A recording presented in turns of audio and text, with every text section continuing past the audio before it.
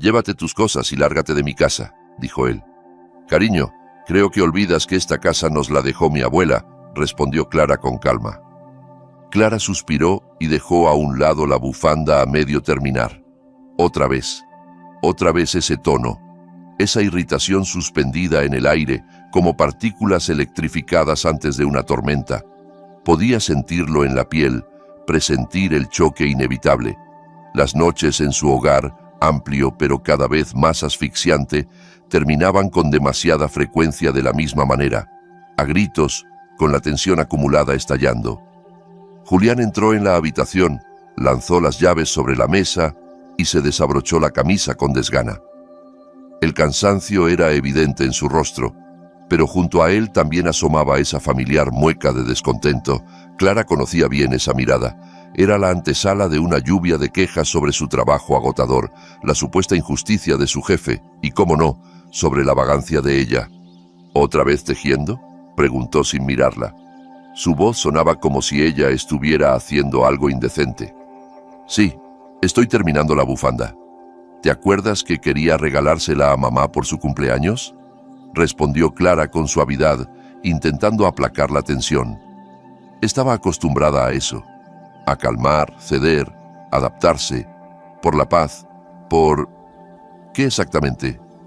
¿Una bufanda? Como si no tuviera ya suficientes, murmuró Julián mientras se dirigía a la cocina.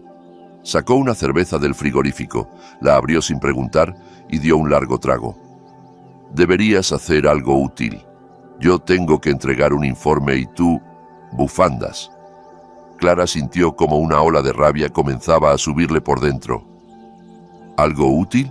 ¿Y qué crees que hago yo? ¿Quién se encarga de la casa? ¿Quién cocina? ¿Tus camisas se planchan solas? Julián hizo un gesto de desdén. Eso no es trabajo, es... tontería. Yo sí trabajo. Yo traigo el dinero a casa, y tú... ¿Y yo qué? Clara alzó la voz, incapaz de contenerse. También trabajo. Tengo alumnos. Doy clases de tejido. No ganaré tanto como tú en el banco, pero es una aportación al presupuesto familiar. ¿Aportación? ¡Qué risa! Tu aportación es una gota en el océano. Vivimos gracias a mi sueldo. Y deja ya de discutir. Me duele la cabeza. Julián bebió media botella de un solo trago. Clara se levantó de su sillón, sintiendo cómo le temblaban las manos. ¿Sabes, Julián? Estoy harta. Harta de escuchar que no hago nada, que vivo de tu dinero. Yo también me canso. Y también quiero que se me valore. ¿Valorar? ¿Y por qué? ¿Porque eres guapa?, se burló Julián. La belleza está bien, pero se acaba rápido. ¿Y tú qué haces, además de gastar mi dinero? Aquellas palabras fueron como un escupitajo en la cara. Herían profundamente. Clara siempre había intentado ser una buena esposa, apoyar a Julián en todo, hacerle la vida más cómoda. A cambio, solo recibía reproches y desprecio. No es tu dinero, Julián, soltó con firmeza. Es nuestro dinero y tengo derecho a decidir cómo se gasta.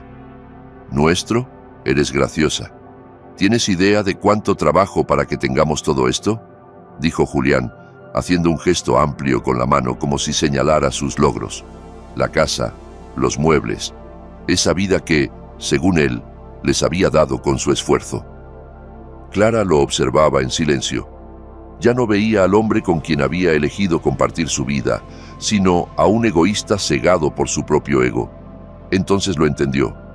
Nunca la había visto de verdad, solo a sí mismo y sus ambiciones. La discusión crecía como una avalancha.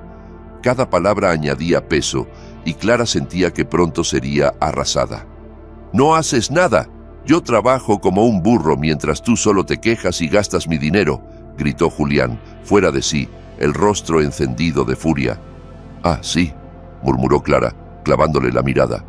«Sí, así que si no te gusta, haz las maletas y lárgate», gritó con una seguridad desbordante, convencido de que tenía el control absoluto. Creía que Clara jamás se iría. ¿A dónde iba a ir? Él pensaba que dependía completamente de él. El silencio llenó la habitación, roto solo por la respiración agitada de Julián. Clara lo observaba con una calma inquietante.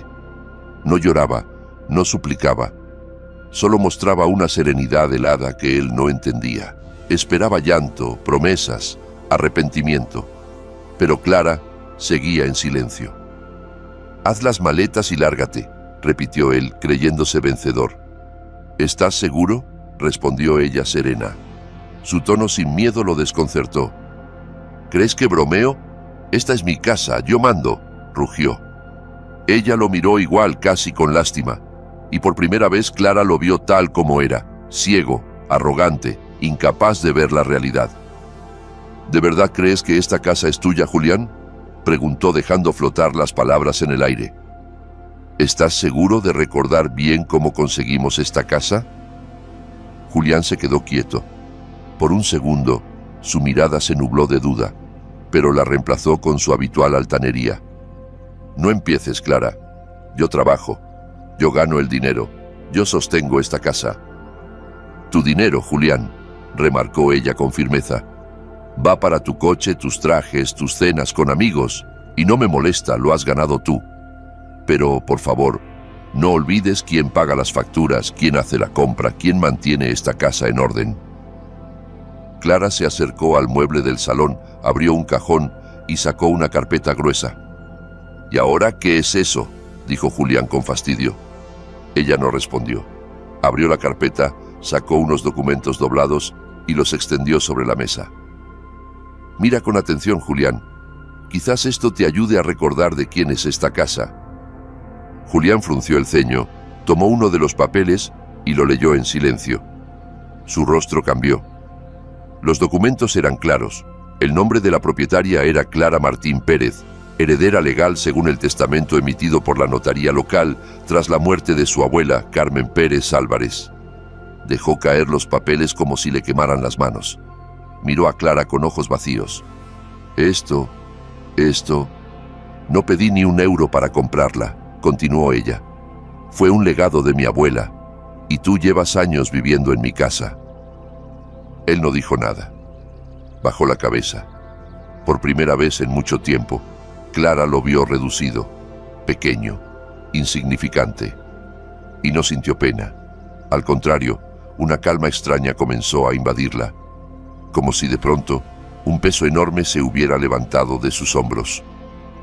«Estaba equivocado», murmuró Julián. «Me pasé. Ya sabes cómo es. Estoy agotado del trabajo, mucho estrés». Clara esbozó una sonrisa, seca, sin alegría. Las mismas excusas de siempre, palabras que se repetían una y otra vez cada vez que él la menospreciaba, la hería o la trataba con desdén. Estrés, agotamiento, mal día. Siempre había una justificación para su comportamiento inaceptable. «¿Estás cansado, Julián, y yo no lo estoy? ¿Crees que es fácil escuchar cada día tus críticas, tus desprecios, tus lamentos constantes?», dijo ella, con la voz cada vez más firme. «¿De verdad piensas que yo no me agoto de cargar con una relación donde nunca se me reconoce nada?». Se giró lentamente, aún de espaldas a él. «He estado pensando mucho últimamente, sobre nosotros, sobre esta vida, sobre lo que viene después, y he llegado a una conclusión. Así no quiero seguir». Julián parpadeó confundido, y por primera vez su voz tembló. «¿Qué quieres decir con eso?». Clara se volvió para enfrentarlo. Sus ojos estaban firmes, decididos, sin titubeos. «Quiero decir que no pienso seguir viviendo en un lugar donde no se me valora. No quiero seguir al lado de alguien que me trata como si fuera su propiedad. No quiero seguir viviendo con miedo de que, en cualquier momento, me eches a la calle como si no valiera nada». Él intentó hablar, balbucear algo, justificar lo injustificable, pero Clara levantó la mano para detenerlo. «Ya basta, Julián, ya tomé una decisión». Volvió a tomar los documentos y los guardó en la carpeta. «¿Querías que me fuera? Pues no me iré, pero quizás tú deberías pensar en hacer las maletas». Julián abrió la boca, desesperado, como si se aferrara a las palabras. No me refería a eso. Fue un malentendido. No quería decir que tú te fueras». Su rostro estaba pálido. Toda la arrogancia que lo rodeaba se había evaporado. Clara lo miró sin cambiar de expresión. Por primera vez en muchos años, lo veía vulnerable, derrotado. Mientras él balbuceaba explicaciones incoherentes, ella recordaba las muchas veces que él había ignorado sus palabras, menospreciado sus gustos, despreciado sus pequeños logros. Recordaba cómo se burlaba de sus pasiones, de sus clases de tejido, de los libros que leía. Para él, nada de eso tenía valor. «Eso no es serio, Clara», decía, como si su mundo fuera el único que contaba. Clara había aprendido a callar, a aguantar, a esforzarse por complacer. Había sido su apoyo constante, su refugio, su equilibrio. Y él, en cambio, solo la había tratado como una sombra. Nunca agradecido, nunca atento. Solo exigente, solo crítico. Y ahora, mirando su cara llena de miedo, entendía lo que Lidia, su mejor amiga, le decía una y otra vez. «Clara, te mereces algo mejor, él no te valora». Durante mucho tiempo ella quiso creer que podía cambiar, que bastaba con ser paciente, con demostrar amor. Pero Julián no cambió, solo se hizo más egocéntrico. Y entonces volvió a su mente la voz cálida y firme de su abuela Carmen. «Clara, nunca permitas que nadie te pisotee. Eres una mujer fuerte e inteligente. Mereces ser feliz». Ese recuerdo la fortaleció. Sintió cómo dentro de sí despertaba esa fuerza de la que hablaba su abuela. Y por primera vez en mucho tiempo pensó, quizás sí ha llegado el momento de que se marche de verdad. Él la había echado de su propia casa, una casa que no era suya, no la respetaba, no la valoraba, no la amaba. ¿Por qué seguir? Clara seguía mirándolo, envuelta en una calma que parecía protegerla como una coraza. Julián, en cambio, parecía haberse desinflado por completo. El aire de autoridad que siempre lo rodeaba había desaparecido. Su expresión ahora era la de un niño perdido. «Empieza a hacer la maleta», dijo Clara, su voz serena, casi neutral. Julián parpadeó, incrédulo. Esperaba lágrimas, súplicas, escándalos. Nunca esto. Esa frialdad lo desarmaba más que cualquier grito. Trató de acercarse, de tocarla, de recuperar algo, pero Clara retrocedió. «No me toques», dijo. Su tono era seco, firme. «No quiero que vuelvas a ponerme una mano encima». Él se detuvo, paralizado. Nunca había oído esas palabras de sus labios, no así. Julián se quedó helado. No sabía qué decir, ni qué hacer. En su cabeza todo se venía abajo. Él, el exitoso, el proveedor, el hombre de la casa. ¿Cómo había acabado así?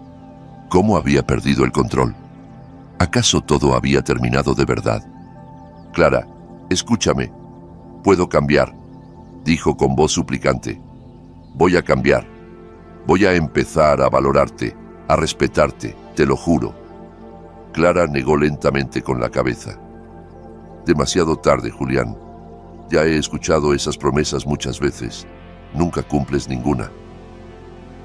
Sacó su móvil del bolsillo y empezó a marcar un número. Julián entró en pánico. «¿A quién llamas?»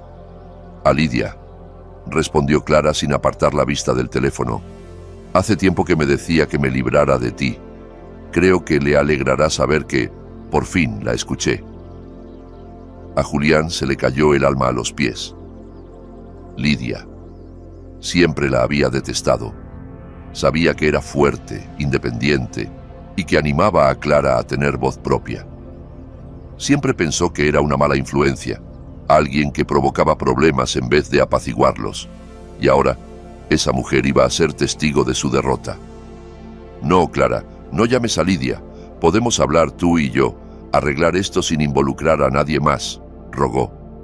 Clara no le contestó. Al otro lado de la línea, una voz familiar respondió. «Lidia, hola», dijo Clara con un tono mucho más firme del que había usado en toda la conversación con Julián. «¿Puedes venir? Necesito tu ayuda. Creo que por fin decidí sacar la basura».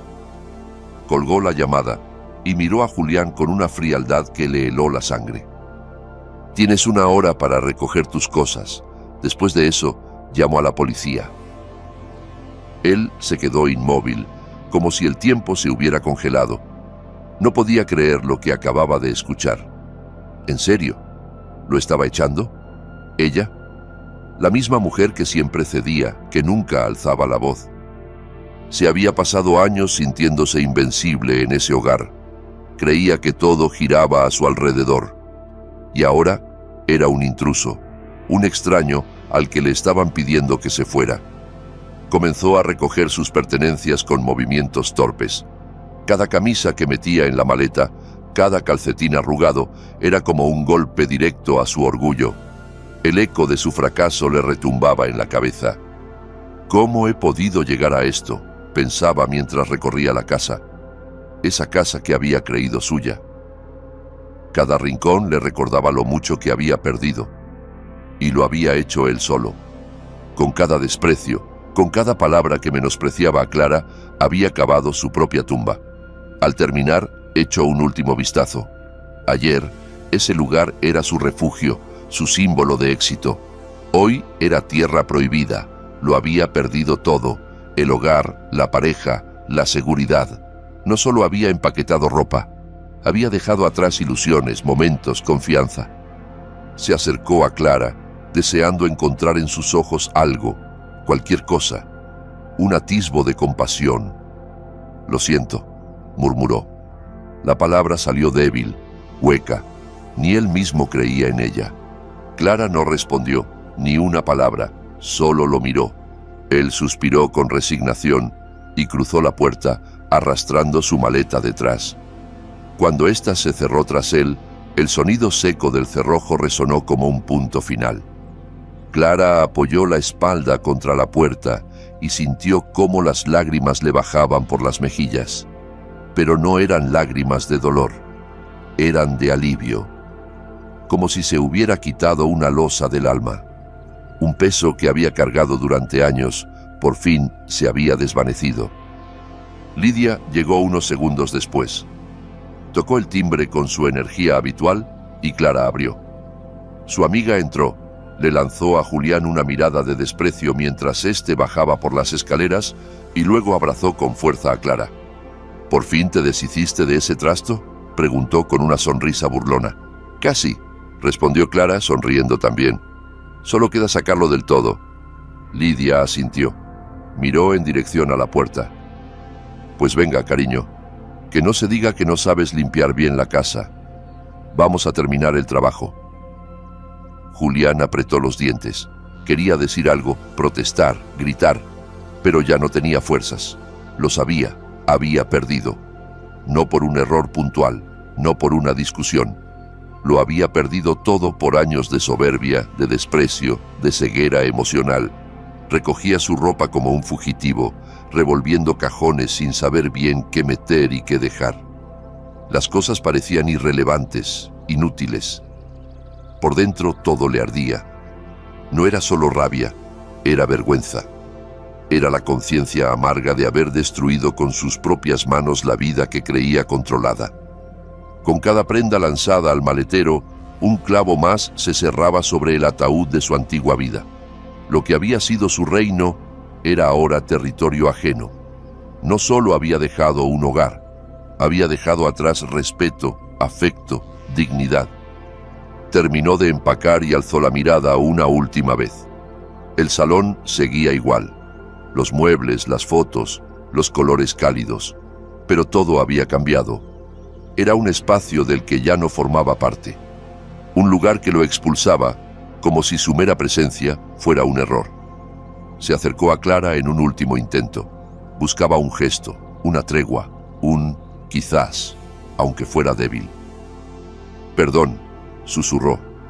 La palabra cayó como piedra al suelo. Inútil, sin peso. Clara no dijo nada. Solo lo miró con una serenidad tan firme que él entendió, por fin, que no había vuelta atrás. Salió arrastrando la maleta. El clic de la puerta al cerrarse fue un sonido definitivo. Clara se apoyó contra ella, respirando hondo. Lágrimas comenzaron a caerle por las mejillas. No de pena, no de rabia, de alivio, como si cada una lavara años de frustración, de silencios forzados, de heridas escondidas. Lidia se acercó y la rodeó con los brazos. «Bueno, amiga, ¿empezamos una nueva vida?», le dijo con una sonrisa abierta. Clara sonrió. De verdad, por primera vez en mucho tiempo sonrió con el alma. Asintió, sin miedo, sin dudas. Fueron juntas al salón. Se sentaron en el sofá, abrieron una botella de vino y comenzaron a hablar de todo y de nada.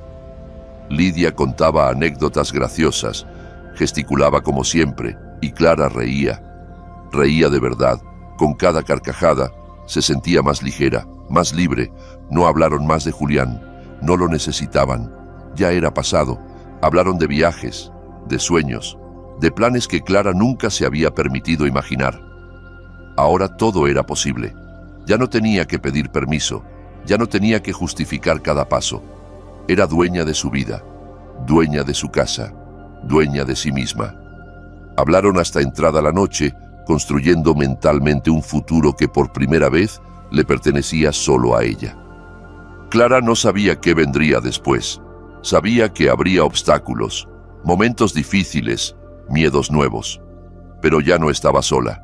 Tenía a su amiga, tenía su hogar, tenía su libertad y sobre todo tenía algo que no había sentido en mucho tiempo: paz. Una paz que venía no del silencio, sino del fin del sufrimiento. La paz de haberse elegido a sí misma.